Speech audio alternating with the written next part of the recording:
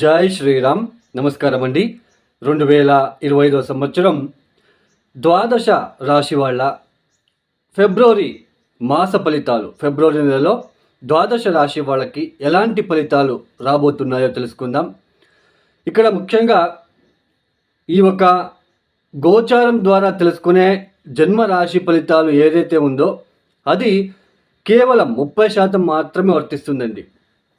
అంటే గోచారంలో మనకి గ్రహాలు, నవగ్రహాలు కూడా ఒక రాశి నుంచి ఇంకొక రాశికి మారుతూ ఉంటారు. ఈ ఒక ఏదైతే నవగ్రహాలు ఒక రాశి నుంచి రాశి మార్పు చెందినప్పుడు మనకి జన్మరాశి నుంచి గ్రహాలు ఏ రాశికి వచ్చినప్పుడు ఈ మాసంలో లేదా ఈరోజు ఎలాంటి ఫలితాలు వస్తాయనేది మనము గోచారం ద్వారా తెలుసుకుంటున్నాం. అయితే ముఖ్యంగా మనకి స్వజాతకం, జన్మ జాతకంలో జరుగుతున్న దశాభుక్తులు చాలా ముఖ్యమైనవి అండి, చాలా ఇంపార్టెంట్ యాక్చువల్లీ. ఇక్కడ అష్టకవర్గ బిందువులు కూడా చాలా ప్రముఖమైన పాత్ర అనేది వహిస్తుంది.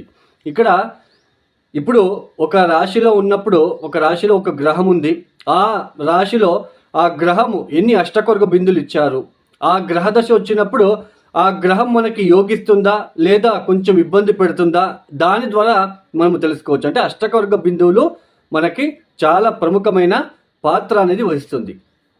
సో జన్మరాశి వేరు, మనకి లగ్నం వేరు అండి. మనం ఏ లగ్నంలో పుట్టామో ఆ లగ్నానికి యోగకారకులు ఎవరు, సో ఇలా ఆ లగ్నానికి యోగకారకులు ఎక్కడ ఉన్నారు అవన్నీ తెలుసుకొని మనకు దశాభుక్తి ఏది జరుగుతుంది అది చూసుకొని, ఒకవేళ మన జన్మజాతకంలో గ్రహ దశలు బాగాలేనప్పుడు ఇలా గోచారంలో కొన్ని ఒక గ్రహాల మార్పులు చెందినప్పుడు మనకి కొన్ని మంచి ఫలితాలు వస్తూ ఉంటాయి. సో ఇది తెలుసుకోవడానికే మనము ఈ ఒక ఏదైతే మనకి రాశి ఫలితాలు అనేది మనము చెప్పుకుంటూ వెళ్తున్నాం. అయితే ఇక్కడ మీకు స్వజాతకం, జన్మజాతకంలో ఉంటున్న ఒక విషయాలని మీరు తెలుసుకోవాలనుకుంటే ఇక్కడ ముఖ్యంగా కింద స్క్రాల్ అవుతున్న నా నంబర్కి మీరు నేరుగా కాంటాక్ట్ అవ్వచ్చు. అంటే రాబోయే రోజులలో మీ జన్మజాతకం పరిశీలన చేసి ఎటువంటి మీకు దశలు జరుగుతున్నాయి, మీరు ఏ సమస్యలు పడుతున్నారు, ఆ సమస్యలకి ఎటువంటి ఈజీ రెమెడీస్ అండి. ఇక్కడ చాలా సులువైన మీరే స్వయంపూర్వకంగా మీరే కష్టపడి చేసుకోవాలి అలాంటి ఒక పరిహారాలనే ఇవ్వడం జరుగుతుంది. సో ఎవరికైనా ఆస్ట్రాలజీ కన్సల్టేషన్ కావాలనుకున్న వాళ్ళు కింద స్క్రోల్ అవుతున్న నంబర్కి నేరుగా నాకు కాంటాక్ట్ అవ్వచ్చు. మరియు ముఖ్యంగా ఈ ఒక 2025 మాసంలో ఫిబ్రవరి మాసంలో 2025 సంవత్సరంలో ఫిబ్రవరి మాసంలో ఏ గ్రహాలు ఏ రాశులు మారుతున్నాయని తెలుసుకుందాం. ముఖ్యంగా రాహుకి ఈ ఒక రాహు వచ్చేసి ఈ ఒక మాసంలో మీనరాశిలోనే సంచారం చేస్తున్నారు. కేతు కన్యా రాశిలో సంచారం, గురు వృషభములు సంచారం చేస్తున్నారు. ఇక్కడ అయితే ఆయన వక్రించి సంచారం చేస్తున్నారు. అయితే ఫిబ్రవరి 4వ తేదీ నుంచి వక్ర త్యాగం చేస్తున్నారు. ఇక శని కుంభరాశిలో మనకి సంచారం చేస్తున్నారు. ఇక కుజుడు వచ్చేసి ఈ ఒక ఫిబ్రవరి మాసంలో మనకి మిథున రాశిలో సంచారం చేస్తూ ఫిబ్రవరి 24వ తేదీ నుంచి ఆయన కూడా వక్ర త్యాగం చేస్తున్నారు. అంటే ఫిబ్రవరి 24వ తేదీ వరకు వక్రించి సంచారం, ఫిబ్రవరి 24వ తేదీ తర్వాత వక్రత్యాగం చేసి సంచారాన్ని ప్రారంభం చేస్తున్నారు. ఇక్కడ ముఖ్యంగా సూర్యుడు వచ్చేసి ఫిబ్రవరి 12వ తేదీ నుంచి కుంభరాశిలో సంచారం చేస్తున్నాడు. బుధుడు ఫిబ్రవరి 11వ తేదీ నుంచి ఆయన కుంభరాశిలో సంచారం, తర్వాత ఫిబ్రవరి 27వ తేదీనే ఆయన బుధుడు నెక్స్ట్ ఇంటికి మారబోతున్నాడు, అంటే మీనరాశికి వెళ్ళి సంచారం ప్రారంభం చేస్తున్నారు. శుక్రుడు ఫిబ్రవరి మాసమంతా కూడా మీనరాశిలోనే సంచారాన్ని చేస్తున్నారు.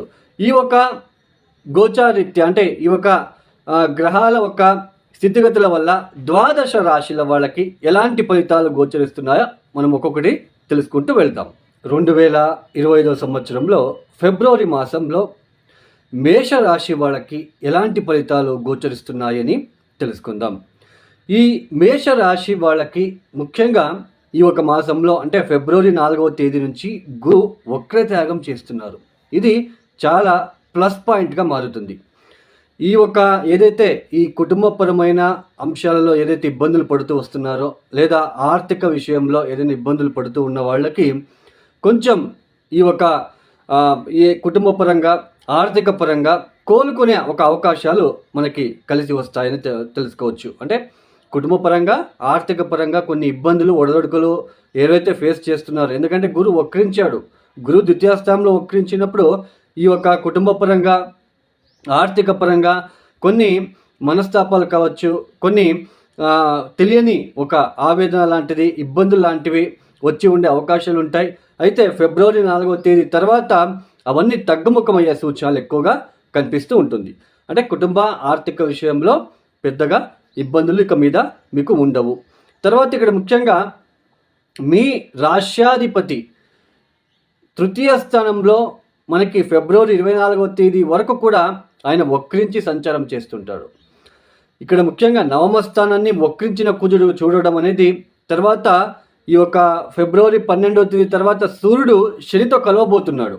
పంచమాధిపతి, లాభాధిపతి, అంటే మీకు పంచమాధిపతి ఎవరు? మేషరాశి వాళ్ళకి సూర్యుడు, లాభాధిపతి అంటే శని, ఇద్దరు కూడా కలవబోతున్నారు. ఇక్కడ ముఖ్యంగా మీకు ఈ ఒక మాసంలో ఫిబ్రవరి 2 వారాలు, అంటే మొదటి 2 వారాలు చాలా మంచి ఫలితాలు, చాలా మీకు కూల్గా అనేది కాలం అనేది గడిచిపోతూ ఉంటుంది.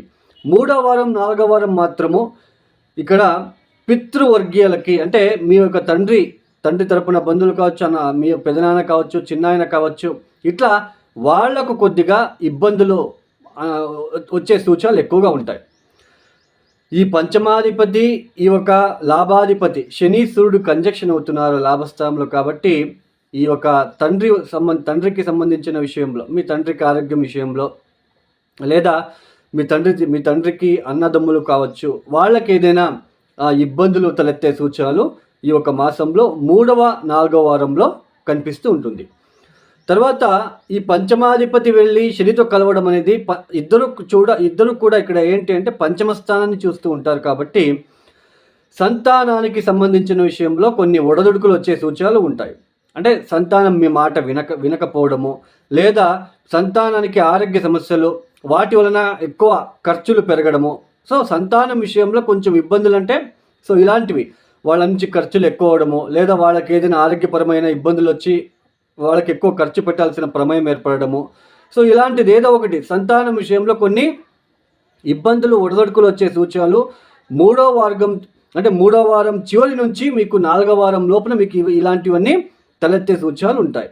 మొత్తానికి ఈ ఒక మేషరాశి వాళ్ళకి ఈ ఒక ఉద్యోగపరంగా, వ్యాపారపరంగా అభివృద్ధిదాయకంగా ఉన్నప్పటికీ ఈ తండ్రికి సంబంధించిన విషయంలో పితృవర్గీయులకి, అంటే తల్లి తండ్రులకి ఇద్దరికి కూడా కొంచెం ఆరోగ్య సమస్యలు, లేదా వాళ్ళతో మీకు ఏదైనా చిన్నపాటి మనస్పర్ధలు వచ్చే సూచనలు ఇలాంటివి ఎక్కువగా కనిపిస్తూ ఉంటుంది. తర్వాత సంతానం విషయంలో కూడా కొంచెం ఇబ్బందులు, తర్వాత ఎక్కువ ఆశపడడం లాంటిది కూడా ఈ ఒక మాసంలో మీకు 4వ వారంలో కనిపిస్తూ ఉంటుంది. అంటే ఏదైనా పెద్దగా డబ్బు సంపాదించాలి, పెద్దగా వెళ్ళాలి అని ఒక అతి ఆశ లాంటిది వచ్చి మీకు కొద్దిగా ఇబ్బంది పెట్టే ఆస్కారం ఉంటుంది. 4వ వారంలో మైండ్ ప్రెజర్గా ఉంటుంది ఆ ఒక సమయంలో, ఫిబ్రవరి 4వ వారంలో అలాంటి సిచ్యుయేషన్. ఎందుకంటే శని మరియు సూర్యుడు డీప్ కంజక్షన్ అవ్వబోతున్నారు, ఒకే డిగ్రీలో సంచారం అనేది జరుగుతుంది. కాబట్టి సో ఇలాంటివి 4వ వారం నుంచి మీకు మార్చు మొదటి వారం వరకు కూడా ఇలాంటివి ఎక్కువగా మీకు కనిపిస్తూ ఉంటుందనే తెలుసుకోవచ్చు. తర్వాత ఇక్కడ మేషరాశి వాళ్ళకి ఈ ఒక మాసంలో కొత్తగా వ్యాపారం చేయాలనుకున్న వాళ్ళకి ప్లస్గా ఉంటుంది, బాగుంటుంది. తర్వాత ఇక్కడ ముఖ్యంగా పెట్టుబడి పెట్టే విషయంలో జాగ్రత్తగా ఉండండి, ఇన్వెస్ట్మెంట్ విషయంలో జాగ్రత్తగా ఉండండి. తర్వాత ఈ యొక్క షేర్ మార్కెట్ ద్వారా నష్టపోవడము, లేదా బెట్టింగ్ల ద్వారా నష్టపోవడం లాంటివి కూడా మనకి కనిపిస్తుంటుంది. తర్వాత వ్యయస్థానానికి శుక్రుడు కూడా వస్తున్నాడు ఈ యొక్క మాసంలో.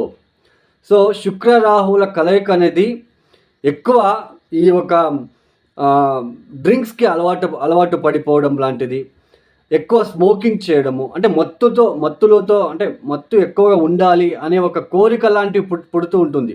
ఎక్కువ ఆశలు, భోగ సుఖాలకి, భోగ వస్తువులపైన శ్రద్ధ పెరగడము, లగ్జరీగా ఉండడము, పరస్త్రీ వ్యామోహం పెరగడము, ఇలాంటివి. ఎందుకంటే 12వ స్థానం మనకి శయన స్థానం అని అంటాము, అక్కడ భోగ స్థానం కూడా అని అంటాము. అది 12వ స్థానము మోక్ష స్థానం కూడా అంటాము. తర్వాత ఎక్స్పెన్సెస్, మనకి ఖర్చులు పెరిగే స్థానం కూడా మనకి 12వ స్థానమే.